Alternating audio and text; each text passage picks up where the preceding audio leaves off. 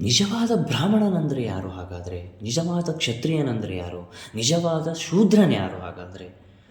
ಯಾರು ಬ್ರಾಹ್ಮಣನಂದರೆ ತನ್ನಲ್ಲಿ ಯಾರು ಆಳವಾದ ಪಾಂಡಿತ್ಯವನ್ನು ಹೊಂದಿರ್ತಾನೋ, ಆಳವಾದ ಜ್ಞಾನವನ್ನು ಹೊಂದಿರ್ತಾನೋ, ಅದೇ ಜ್ಞಾನದ ಶಕ್ತಿಯಿಂದ ಪರರಿಗೂ ಉಪಕಾರವಾಗುವಂತೆ ಬದುಕ್ತಾನೋ ಅವನು ನಿಜವಾದ ಬ್ರಾಹ್ಮಣನಾಗಿರ್ತಾನೆ.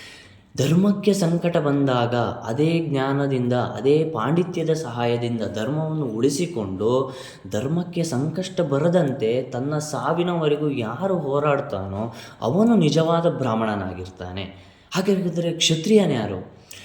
ಬ್ರಾಹ್ಮಣನ ಜ್ಞಾನದ ಶಕ್ತಿಯು ಕೆಲಸ ಮಾಡದಂತಹ ಸಮಯದಲ್ಲಿ ಅಧರ್ಮವು ಉಚ್ಚ ಮಟ್ಟಕ್ಕೆ ಹೋದಾಗ ತನ್ನ ಶೌರ್ಯದ ಪ್ರದರ್ಶನದ ಜೊತೆಗೆ ಜ್ಞಾನವನ್ನು ಒಳಗೂಡಿಕೊಂಡು ಯಾರು ಧರ್ಮಕ್ಕಾಗಿ ಹೋರಾಡ್ತಾನೋ, ತನ್ನ ಸಾವಿನವರೆಗೂ ಹೋರಾಡಿ ಧರ್ಮಕ್ಕಾಗಿಯೇ ಹೋರಾಡಿ ಧರ್ಮವನ್ನು ಉಳಿಸಿಕೊಳ್ತಾನೋ, ಜ್ಞಾನದ ಜೊತೆಗೆ ಶೌರ್ಯದ ಪ್ರದರ್ಶನವು ಅವಶ್ಯಕತೆ ಇದ್ದಾಗ ತನ್ನ ಶೌರ್ಯವನ್ನು ಪ್ರದರ್ಶಿಸಿ ತನ್ನನ್ನು ಉಳಿಸಿಕೊಂಡು, ಧರ್ಮವನ್ನು ಉಳಿಸಿಕೊಂಡು, ತನ್ನವರನ್ನು ಉಳಿಸಿಕೊಂಡು ಅದೇ ಧರ್ಮದಲ್ಲಿ ಸಾಯುವವರೆಗೆ ಉಳಿತಾನೋ ಅವನು ನಿಜವಾದ ಕ್ಷತ್ರಿಯನಾಗಿರ್ತಾನೆ.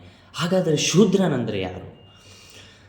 ಬ್ರಾಹ್ಮಣನ ಪಾಂಡಿತ್ಯವೂ ಇಲ್ಲದೆ, ಕ್ಷತ್ರಿಯನ ಶೌರ್ಯವೂ ಇಲ್ಲದೆ, ಧರ್ಮಕ್ಕೆ ಸಂಕಟ ಬಂದಾಗ ಅಧರ್ಮಕ್ಕೆ ಮತಾಂತರಗೊಂಡು ತನ್ನ ಧರ್ಮದ ನೆಲೆಯನ್ನೇ ಬಿಟ್ಟು ಅವರಿಗೆ ಹೆದರಿ, ಅಧರ್ಮಕ್ಕೆ ಹೆದರಿ ಮತಾಂತರಗೊಂಡು ಧರ್ಮದ ಪರಿಪಾಲನೆ ಮಾಡಲಾಗದೆ, ಶೌರ್ಯವೂ ಇಲ್ಲ, ಜ್ಞಾನವೂ ಇಲ್ಲ ಅಂತಾದ್ರ ಮೇಲೆ ಅವನು ಬ್ರಾಹ್ಮಣನೂ ಅಲ್ಲ, ಕ್ಷತ್ರಿಯನೂ ಅಲ್ಲ. ಧರ್ಮದ ಪರಿಪಾಲನೆ ಅಂತೂ ಮಾಡೋಕ್ಕೆ ಆಗ್ತಾಯಿಲ್ಲ. ಹಾಗಾಗಿ ಅಧರ್ಮಕ್ಕೆ ಜಯ ಅನ್ನಲೇಬೇಕು. ಅಧರ್ಮದ ಪರವಾಗಿ ಹೋಗಿ ಮತಾಂತರಗೊಂಡು ಯಾರು ತನ್ನ ಧರ್ಮದ ಪರಿಪಾಲನೆಯನ್ನು ಬಿಟ್ಟು ತನ್ನ ಹುಟ್ಟನ್ನು ಒಂದು ಧರ್ಮದಲ್ಲಿ, ಸಾವನ್ನು ಮತ್ತೊಂದು ಧರ್ಮದಲ್ಲಿ ಜಯಿಸ್ತಾನೋ ಅವನು ನಿಜವಾದ ಶೂದ್ರನಾಗಿರೋದಕ್ಕೆ ಸಾಧ್ಯವಾಗಿರ್ತದೆ ಅಂತೇಳಿ ನನ್ನ ಅನುಭವ ನನಗೆ ಹೇಳ್ತದೆ. ಮೇ ಬಿ ಇರ್ಬೋದು, ನೋಡೋಣ.